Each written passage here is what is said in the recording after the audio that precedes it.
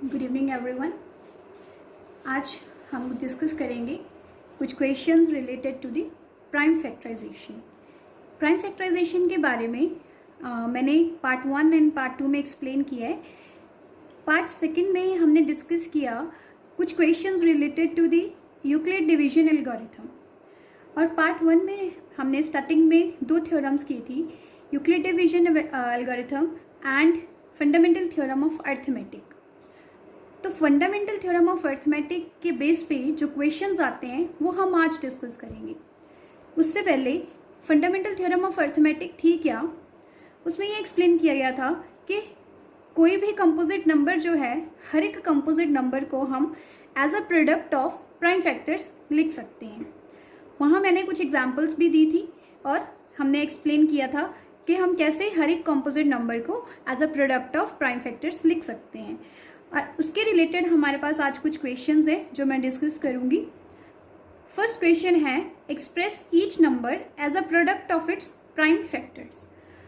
हमने इन नंबर्स को as a product of prime factors लिखना है, तो हम कैसे लिख सकते हैं।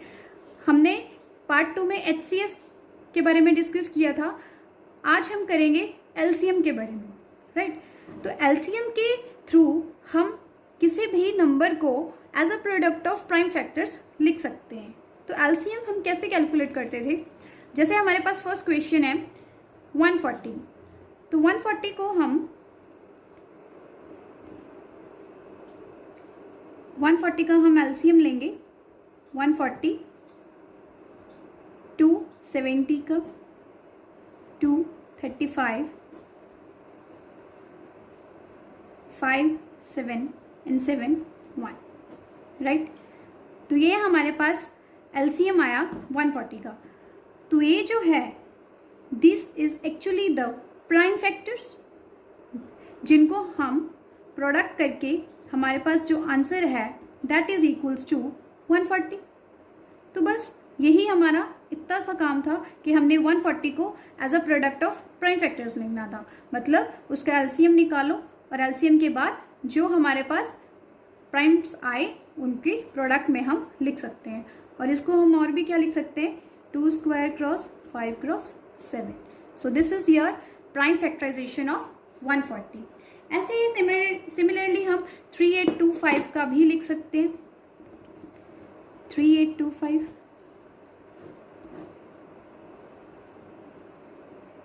ये जाएगा 5 पे, 5 7 65 5 153 3 51 and then 3 17 17 1।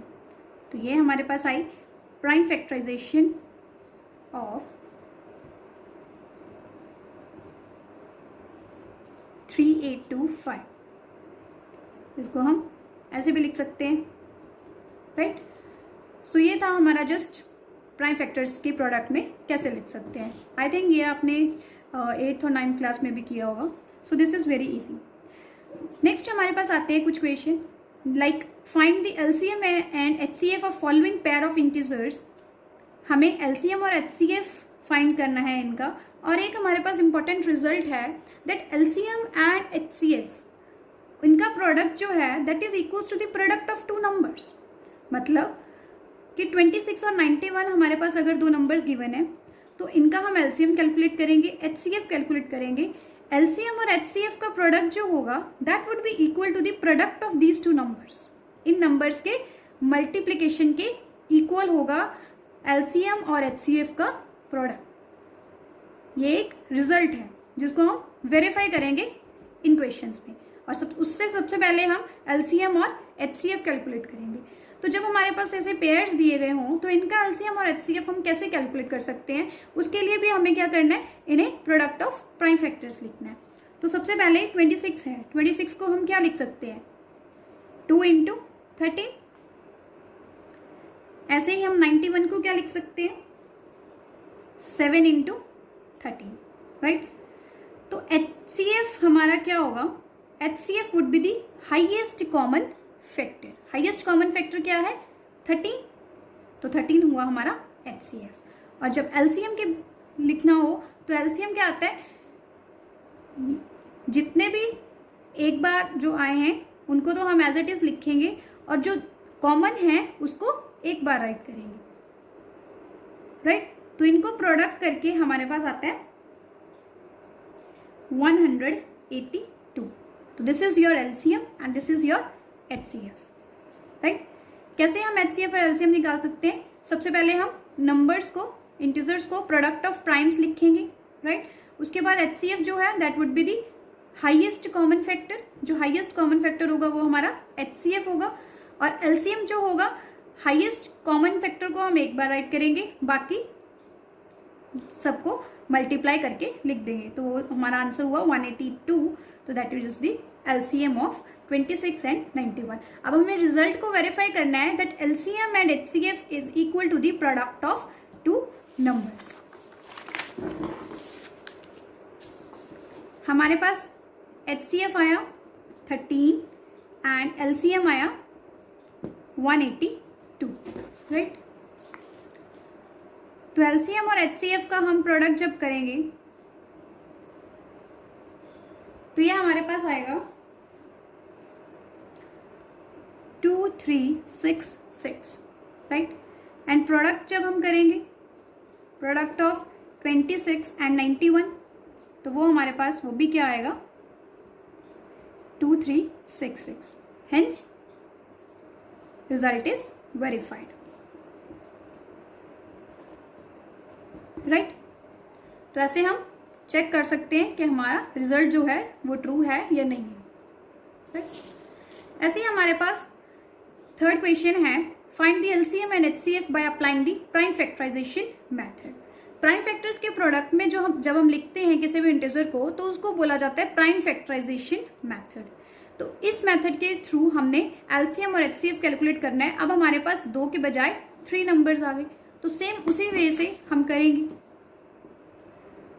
सबसे पहले हम इनको as a product of primes लिखेंगे। तो हम 12 को क्या लिख सकते हैं 2 क्रॉस 2 क्रॉस 3। 15 को क्या लिख सकते हैं 3 क्रॉस 5, और 21 को 3 क्रॉस 7। अब इनमें से क्लियरली एचसीएफ क्या है 3 is the HCF, that is the highest common factor, and LCM is the 2 cross 2 cross 3 cross 5 cross 7। This is your LCM. अब इनको हम जब प्रोडक्ट करेंगे तो हमारे पास आंसर आएगा 420। 420 is the LCM of these numbers, right. ऐसे ही हम 8, 9 और 25 का भी एलसीएम और एचसीएफ निकाल सकते हैं। तो 8, 9 और 25 का हम एलसीएम जब एचसीएफ और एलसीएम निकालेंगे तो आएगा हमारे पास 8 का हम लिख सकते हैं 2 क्रॉस 2 क्रॉस 2। 9 को लिख सकते हैं 3 क्रॉस 3, एंड 25 को लिख सकते हैं 5 क्रॉस 5। अब यहाँ पे हमें वैसे तो कॉमन फैक्टर कोई नहीं दिख रहा है ना, कोई भी कॉमन फैक्टर नहीं है, पर हमें ये पता है कि 1 तो सबका फैक्टर होता ही है ना। तो 1 तो सबका फैक्टर है, तो यहाँ हाईएस्ट कॉमन फैक्टर हमारा क्या आ जाएगा HCF is equals to 1, right. तो 1 तो सबका फैक्टर होता ही है। तो जब हमारे पास ऐसी सिचुएशन आ जाए कि कोई भी कॉमन फैक्टर ना दिखे हमें डायरेक्टली, तो हम उस केस में 1 तो हमारा एक फैक्टर है ही, तो एचसीएफ क्या आ जाएगा 1। जब हम एलसीएम निकालेंगे तो हमारे पास आएगा 2 क्यूब 3 स्क्वायर एंड 5 स्क्वायर, और ये हमारे पास आया 1800। तो एलसीएम आ जाएगा हमारा 1800। तो इस वजह से हम एलसीएम और एचसीएफ निकाल सकते हैं by prime factorisation method, right. This one is easy. अब नेक्स्ट हमारे पास आता है क्वेश्चन, हमें एचसीएफ गिवन है, हमें एलसीएम फाइंड आउट करना है नंबर्स का। तो हमें पता है, हमने अभी अभी किया रिजल्ट कि that LCM into HCF that is equals to product of 2 numbers, right. तो बस हमें ये अप्लाई कर देना है रिजल्ट। हमारे पास एलसीएम को हम एज इट इज लिखेंगे क्रॉस एचसीएफ क्या गिवन है 9, and product would be 306 cross 657। तो एलसीएम हमारे पास क्या आ जाएगा 306 क्रॉस 657 बाय 9। और इसको जब हम कैलकुलेट करेंगे तो हमारे पास आंसर आएगा 22338. This would be your answer, right. तो ऐसे कुछ क्वेश्चंस हमारे पास आ जाते हैं जिसमें रिजल्ट यूज होता है ये वाला. सो आपको ये रिजल्ट याद रखना है, right. LCM cross HCF is equals to product of two numbers. अब नेक्स्ट आता है हमारे पास एक थोड़ा सा अलग क्वेश्चन है. वो क्या है कि check whether 6 raised to power n can end with digit 0 for any natural number n. ये कहते हैं कि हमें चेक करना है कि 6 की पावर n वाला कोई भी जो डिजिट होगा, यहाँ n जो है that can be any natural number, right. तो वो हमारा जो नंबर होगा वो हमेशा 0 के साथ एंड होगा. ये चेक करना है कि होगा भी या नहीं होगा. 6 की पावर अगर हम कोई लिखते हैं 6 raised to power 1 2 3 and so on, तो क्या वो नंबर 0 पे एंड होगा या नहीं. तो उसको हम कैसे चेक करेंगे. We know that if any number ends with 0 then it must be divisible by 10. ये तो हमें पता है ना कि अगर कोई नंबर 0 पे एंड होगा तो इसका मतलब वो 10 से तो पक्का डिविजिबल होगा, राइट. और 10 से डिविजिबल होगा मतलब 10 जो है that is the product of 2 and 5. सो 10 जो है वो 2 क्रॉस 5 हम लिख सकते हैं. तो अगर वो नंबर 10 के साथ डिविजिबल है तो वो 2 और 5 के साथ भी पक्का डिविजिबल होगा, राइट. अभी तक हमने क्या किया कि 0 के साथ एंड होने वाला कोई भी डिजिट जो है वो हमेशा 10 के साथ डिविजिबल होता है. और 10 जो है उसको हम 2 क्रॉस 5 लिख सकते हैं. इसका मतलब वो नंबर जो है वो 2 और 5 के साथ भी डिविजिबल होगा अगर वो 10 के साथ डिविजिबल है, राइट. तो हमें ये चेक करना है कि 6 रेज़्ड टू पावर n जो है क्या उसमें 2 और 5 दोनों फैक्टर्स आते हैं. तो उसको हम क्या करेंगे, हमने 6 रेज़्ड टू पावर n की प्राइम फैक्टराइजेशन लिखी that is 2 cross 3 raised to power n. और हमने ये देखा कि इसमें 5 तो फैक्टर आया ही नहीं, 2 और 3 फैक्टर्स आए.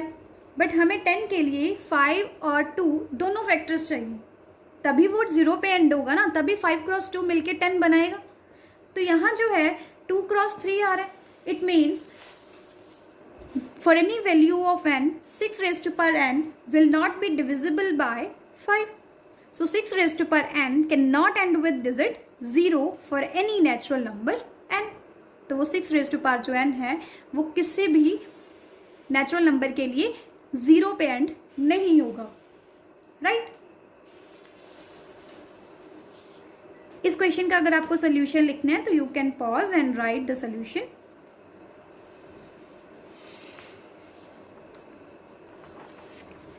नेक्स्ट आते हैं हमारे पास कुछ अलग वे का क्वेश्चन है. Explain why 7 cross 11 cross 13 plus 13 and 7 cross 6 cross 5 cross 4 cross 3 cross 2 cross 1 plus 5 these two numbers are the composite numbers. अभी तक हमने प्राइम फैक्टर्स में ही लिखा है. ये थोड़ा अलग टाइप का क्वेश्चन है जिसमें हमें शो करना है कि कोई भी इस तरह का अगर हमारे पास नंबर दे दिया तो कैसे हम शो कर सकते हैं कि वो कंपोजिट नंबर है, राइट. कंपोजिट नंबर तो हमें पता है ना कि जिनका 1 और इटसेल्फ के बिना भी कोई फैक्टर हो, राइट. तो हम कैसे चेक करेंगे. सबसे पहले हम फर्स्ट नंबर लेते हैं 7 क्रॉस 11 क्रॉस 13 प्लस 30. अब इसमें से हम 13 को कॉमन निकाल सकते हैं. मैंने 13 को कॉमन निकाला तो पीछे बचा 7 क्रॉस 11 प्लस 1, राइट.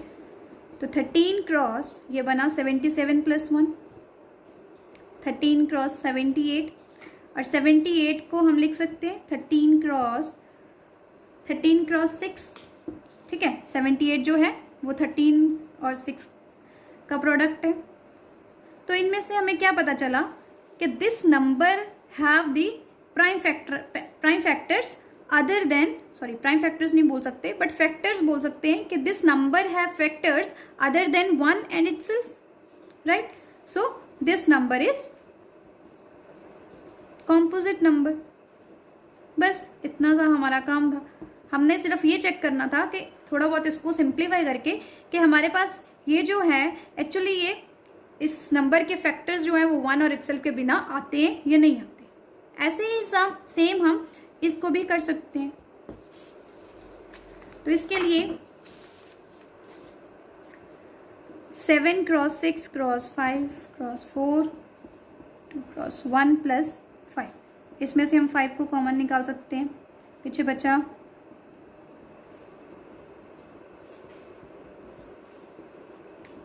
इसको हम प्रोडक्ट करेंगे तो हमारे पास आएगा 1008 प्लस 1, ये आया। अब इसमें भी 1 और इटसेल्फ के बिना कोई और है ना factors, so this number is also composite number.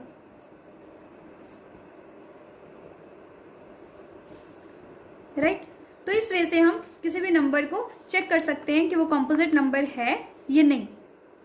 Right, ये तो थे हमारे पास थोड़े बहुत मैथमेटिकल क्वेश्चंस। अब लास्ट है एक स्टेटमेंट क्वेश्चन। जैसे हमने एचसीएफ के लिए पार्ट 2 में डिस्कस किया एक statement question that was very simple, और ऐसे ही हम एलसीएम के लिए भी एक चेक कर सकते हैं question, that is there is circular path around a sports field, Sonia takes 18 minutes to drive, Sonia 18 minutes लेती है to drive 1 round of field, while Ravi takes 12 minutes, और रवि जो है वो 12 मिनट्स लेता है for the same. Suppose they both start at the same point and at same time and go in the same direction, after how many minutes will they meet again at the starting point. हमें सोनिया का time दिया गया है कि वो सोनिया कितने time में एक राउंड कंप्लीट करती है, रवि दिया गया है कि वो 12 मिनट्स में एक राउंड कंप्लीट करता है, वो सेम टाइम में सेम पॉइंट पे और सेम डायरेक्शन में जाते हैं। हमें चेक करना है कि किस स्टार्टिंग पॉइंट पे वो वापस कितने मिनट्स बाद मीट करेंगे। राइट, तो इसमें से हम ये चेक करेंगे कि स्मॉलेस्ट टाइम किसने लिया। Ravi takes less time, Ravi takes less time to complete 1 round, right, that is 12 minutes.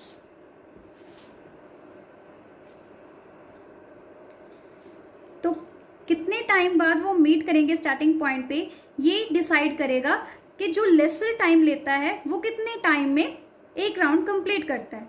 Right, तो रवि जो है वो कम टाइम लेते हैं, तो रवि वापस उस पॉइंट पे जितने टाइम बाद आएगा तो टोटल टाइम हमारा क्या होगा, that would be the LCM of 18 and 12। ठीक है, तो कितने मिनट्स बाद वो वापस स्टार्टिंग पॉइंट पे आएंगे ये डिसाइड करेगा हमारा एलसीएम ऑफ 18 एंड 12। तो 18 और 12 का जब हम एलसीएम कैलकुलेट करेंगे तो हमारे पास तो एलसीएम आएगा हमारा 36। दिस मीन्स कि 36 मिनट्स बाद वो वापस स्टार्टिंग पॉइंट पे मीट करेंगे। सो दिस इज़ योर सोल्यूशन। बस, थैंक यू।